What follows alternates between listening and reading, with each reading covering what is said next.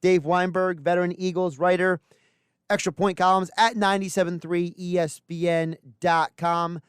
Joins us now on 97.3 ESPN. Dave, how you doing on this Wednesday? Trying to stay dry, but other than that, I'm okay. Well, as long as it's staying dry from the rain, as we just talked about off the air, and then snow, I think we're both going to be okay. That is true. I'll take rain over snow every time. Speaking of taking things anytime, I think most of us believe the Eagles were going to lose this game going into the Saints game, and they pleasantly came out with a win. So what were your thoughts on Jalen Hurts and the Eagles' win over the Saints? Well, I was obviously stunned like everybody else that the Eagles were able to pull it out. And, Jalen played great. I mean, going against the number one defense in the NFL to do what he did with his arms and his arm and his legs. I mean, it was really impressive. I was pleasantly surprised at the way he was able to handle everything, his composure, his poise, decision making. I mean, he had a very good performance. When you look at the offensive line, they had 0 sacks. Do you think when you watch that game, did you think that the offensive line played that much better? Do you think it was a product of how Jalen Hurts was running and escaping when things weren't there? How did you see Hurts and the offensive line compared to when we saw it with Carson Wentz? Well, I think it was more a product of Jalen and his playing style.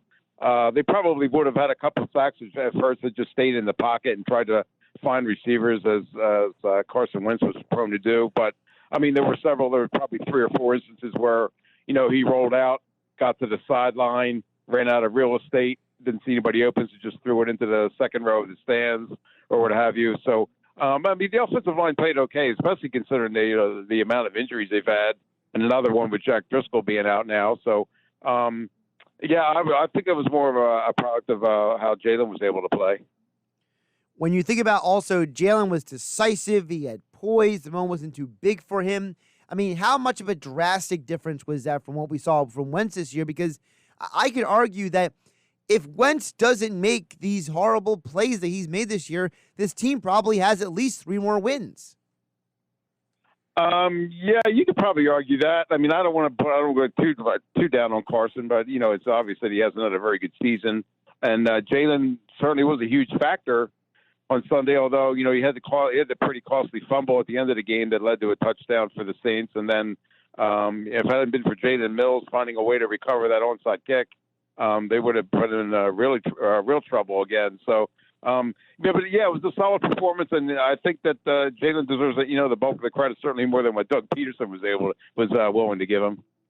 Well, that leads it right into what I was going to ask. Something I'm encouraged by is it possible that Doug Peterson is naturally going to be forced to use Miles Sanders more because of what Jalen Hurts brings to the table? This now allows him and essentially really does force his hand to use Miles Sanders, because you saw it. He has that home run ability, and you got to plug away. No matter what he has done to that point, you got to plug away because it only takes one snap for him to go to the house. You're absolutely right. I mean, he is the prototypical home run hitter. He's the guy who will get like 2 yards, 3 yards, 1 yard, and then 80 yards. I think there's been like 11 runs of like 70 yards or more this season, and he's got 3 of them. So that shows you his big play ability, and it's always befuddled me that the fact that he hasn't been used more often this season. So yeah, you're right. Hopefully that with Jalen back there, I think he's going to rely on. He seems to be going to rely on everybody to try and step up their games, and him included, really. So it'd be nice to see if Miles gets even more touches on Sunday against Arizona. Dave Weinberg joining us for a Weinberg Wednesday here on the Sports Bash with 97.3 ESPN. You can follow him on Twitter at Dave Weinberg19. Check out his extra point columns over at 97.3ESPN.com. Dave, you and I talked a lot about Doug Peterson. This has not been Doug's year in many ways, and it feels like now with Rodney McLeod getting injured for the year, Jack Driscoll, he has a good game. He's done for the year. It almost feels like that. It almost feels like it's like a little bit of like fate. That's like the world is like the universe is saying, you Eagles think you're going to figure it out, but you were supposed to win this year anyway. Yeah, it does seem like the odds are stacked against them. Karma or what have you, it's just not going in their favor at the moment. Been ravaged by injuries, as a polite way to put it. I mean, these guys are dropping left and right in the offensive line and in the secondary, wide receiver as well. It's just not it just seems like they're against the wall on every week, and then during the game, everybody they'll have like 2-3 guys go out with an injury and have to put in like fourth or fifth string guys or guys just off the street or the practice squad, what have you. I mean, they were able to overcome that the last couple of years, but it just seems like it's finally catching up with them this year. Doug mentioned today Jordan Mailata at left tackle and kind of look bigger picture with next year and Andre Dillard. But let's just look at Mailata for a second. How impressed are you with this 7th-round draft pick who never played American football before? He's done a hell of a job. Yeah, I'm extremely impressed. I was in the camp that I really wasn't. I thought they made a mistake by drafting him. I just didn't think that football was such a hard game to excel at the highest level. And to not have him play the game ever until a preseason game, as I guess his rookie year, that was just for the progress that he's shown has been nothing short of amazing. He's got tremendous potential, size, agility. So yeah, the sky's really the limit for him. Although I do agree with Doug though that this is Andre Dillard's job to lose next year. First round picks, you don't just put them on the bench without giving them every opportunity to win the job. That's why they kind of let Jason Peters walk in this because.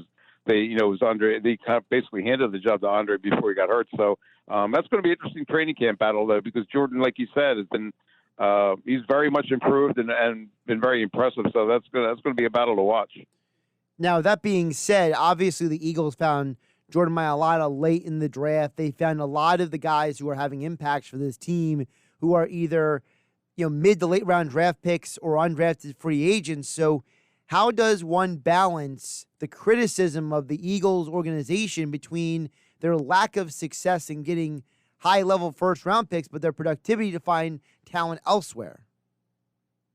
Well, I do think that their drafting history isn't the best, and Howie deserves to take a lot of heat for that. Although you're right, they have a reputation for finding guys that some other teams have even given up on, or even rookie free agents who really weren't. Thought highly enough to be drafted.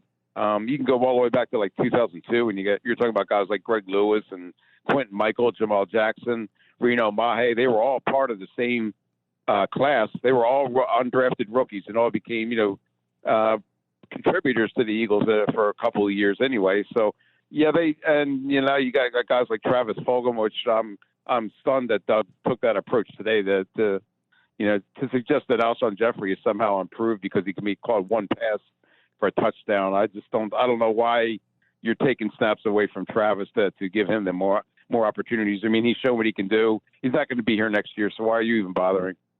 Yeah, that was one of the head scratchers. There's always going to be at least a minimum of 4 every time he speaks. But everyone's talking about Jalen Hurts, and obviously it makes a lot of sense on why that would be the conversation. But defensively, that defensive line against the Saints, that was the difference maker. If I had a ball, the team ball, the game-winning ball to give out in the locker room, it goes to that defensive line, and specifically Hargrave and Sweat stood out to me. So what did you think of the performance by that defensive line? Because it was just tremendous. Yeah, it was. You're absolutely right. I mean, the front four was the reason they won the game, really, I think. Especially as we talked about with all the injuries in the secondary, McLeod, Avonte Maddox going out of the game. Yeah, for Hargrave and Sweat in particular, they really stepped up their games. And Josh has had a really good season, to be honest with you. I mean, he doesn't get a whole lot of notoriety, but he has limited opportunities, I guess, because of the rotation they use. But when he's in there, he's usually productive, and he's always around the football. And I was glad to see him really get rewarded with his 2 sacks the other day, and especially the strip sack too. That was a big factor in the game also. And Hargrave, I'm glad to see him finally step up. I mean, I think he's been a little bit of a disappointment this year. But yeah, the front four really played up to expectations, and it's about time they did. So it was good to see. Now, speaking of the defense, now you go into a game with a totally different offense, mobile quarterback, but a very different kind of mobile quarterback, and you don't have potentially half your secondary, if not more. How concerning is this game for the Eagles? Yeah, you came off a big win, but now you got a whole different set of challenges into this Cardinals game. Yeah, they do. You're right. I wrote earlier this week that I think the Eagles are going to have to score 30 points to win this game. I think the offense is going to have to we talk about sometimes it's the offense that carries the team, sometimes it's the defense, or what have you. And special teams hasn't done it yet, but that's another problem for another day, I guess. But anyway, yeah, this is one of those games where the offense is going to have to be the one that puts the points on the board. But they haven't scored 30 in a game yet this year, so if they're ever going to break through, this is going to be the time, because I think Kyler Murray and company, they're going to be able to score 28, 30 points on the Eagles at least. Dave Weinberg joining us for a Weinberg Wednesday here on the Sports Bash on 97.3 ESPN. Josh Hennick here filling in for Mike Gill along with Hunter Birdie. Dave, I want to transition a couple other topics with you here while we got you. I know you're a big baseball guy, and I felt like you were the perfect person to ask about this story that came out that the Major League Baseball is going to basically include all of the Negro League stats and everything that happened in that league into Major League Baseball history. So, for example, a guy like Josh Gibson can now be officially canonized as one of the best catchers in MLB history. Yeah, I mean, it's great to hear that, because the Negro Leagues were such an important part of baseball back in the 20s, 30s, 40s, even the 50s. Willie Mays got a start there, Roy Campanella, and you talk about Josh Gibson, Satchel Paige, obviously. Those guys haven't been recognized nearly enough, I don't think, and the fact that they're getting ready to finally include them in the history books, that's a great thing. What do you think that does now for like the discussion of, like you mentioned, all those great names? I mean, you're talking about guys who, let's be realistic, if they played in the major leagues, they probably would have overshadowed some of the great players of the eras that they were basically on the counter side of. I mean, Satchel came to the major leagues, he was 42, 43 years old. You talk about in his prime Satchel Paige, he's probably better than 95% at least of the pitchers in Major League Baseball during that 1930s. Yeah, I mean, the argument would be that, you have to question maybe their competition a little bit. But then again, they played the major league teams quite often in barnstorming tours and so what have you, and were still able to put up impressive numbers. So, yeah, you're right. I mean, Josh Gibson, Satchel, those guys would have been they would have been superstars back then, quite frankly. And so, yeah, it's nice that it's an interesting debate about how they would have fared, but something tells me they would have made out pretty well. Since we're on the topic of baseball, the Philadelphia Phillies obviously had a huge hire in Dave Dombrowski. I will say I don't hate it. I'm definitely not someone who hates it. He's had a lot of success. Some red flags. I don't hate it. I personally would have. I'm younger. I'm in the analytical crowd. Maybe went after Neander in Tampa Bay, Thad in Minnesota. I know they had a conversation. So I would have went in another direction, but I don't think they're in the worst spot ever. I'm intrigued, but nervous. What are your thoughts? Yeah, same. He has, like you said, he has a pattern of success. I would have probably been with you. I would have liked somebody maybe a little bit younger, although I'm not as big an analytics guy as you probably are. I still think there's a place for analytics in baseball, but I think it also is a game that's based on feel and instinct, especially when the manager is concerned. So, but yeah, it's better than nothing, I guess. And, the fact that he does have a proven track record, I think that's going to help the team, because they know they have a guy who knows how to build a winner. Well, I will defend Broads on this. He hasn't been a Mr. 100% analytics. He has been critical of analytics in the past. So he may be a younger guy, but he's not completely against old school baseball. I definitely am not. But I will say this. I thought Kevin Cash did exactly what he needed to do with Blake Snell in that World Series game. Now, I'm going to probably assume you were against pulling Blake Snell in that situation? You are assuming correctly, yes. Well, you got to do what got you there, right? I know that's what they did the entire year and in the playoffs, but not in the World Series. I'm sorry. He was dominating. There was no reason to take him out of the game. I'm sorry. But that's just me. I mean, I think that's a lot of people, though. I feel like I'm in the outlier. I'm the one that's kind of going crazy for sticking to the guns that got you there. But it's an interesting debate, and I don't know if I would ever want the Phillies to get to that level of analytics. I think the Rays take it to an extreme because they have to. They don't have the payroll. They got to be unique, and their system works for them. I like the approach. I think they intensify it too much. I need somewhere in the middle. That's all. But maybe. I don't know. His answer was a little weird, Dave Dombrowski, when he was asked about it. He said he's going to try and find a mix between what the Phillies put into analytics and what he wants to do in the scouting and the eye test. So we'll see how it all shapes up. Yeah, absolutely. And that ultimately comes down to the manager. So Joe Girardi, the approach that he takes. I don't know if he's a huge analytics guy. It didn't seem like he was. He seemed like he had a kind of a better balance. But and then it also comes down to talent too. They clearly need to upgrade the bullpen and the pitching staff a little bit if they want to really contend. Now, with all that being said, we know that Dombrowski is a guy who he's gone to 3 straight organizations. He's gotten them all to the World Series. So how much patience should we have with this guy, considering how strange the situation the Phillies are in that he's coming into? No, I don't know. I guess you should have some patience with him. It all depends on if Middleton's willing to open up his wallet a little bit. I mean, they've got to bring back JT Realmuto. That's priority number 1 in my view, anyway. And you've heard Bryce Harper campaign ad nauseum that he wants his catcher back, and so hopefully that'll be the start. But I'll give Dombrowski a little bit of time, but not much. He did say something that stood out to me during his presser. Maybe I'm reading too much into it. I want to get your thoughts. So he talked about having 3 pitchers. He said Aaron Nola, Zach Wheeler, and he said Zach Eflin. Now, that could be interpreted multiple different ways. Is he putting Zach Eflin in that category, or is he looking at the rest of the pitching staff, whether it's Spencer Howard, Vince Velasquez, and he goes, at least I have 3 that I can count on. Whether that means Eflin's the 3rd or the 5th, he's looking at that 3 as that's 3 of my 5. How would you interpret that statement? The same. Yeah, I don't know that he's necessarily a number 3 guy, but he's one of 3 that he's can rely on. I think you're right. The rest of the candidates are all unproven or inconsistent, or I mean, and if you have 3 reliable starters, I think you're off to a pretty good start. I don't think he's ready to pronounce him as an acer by any stretch, but the fact that he's at least the guy that you can depend on. I think that's the way that he was viewing it.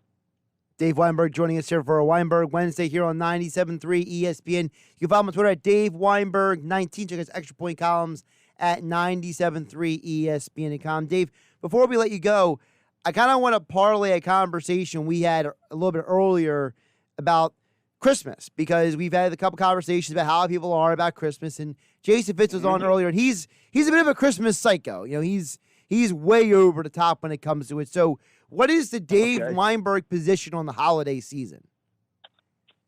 Oh boy, that's an interesting topic. I'm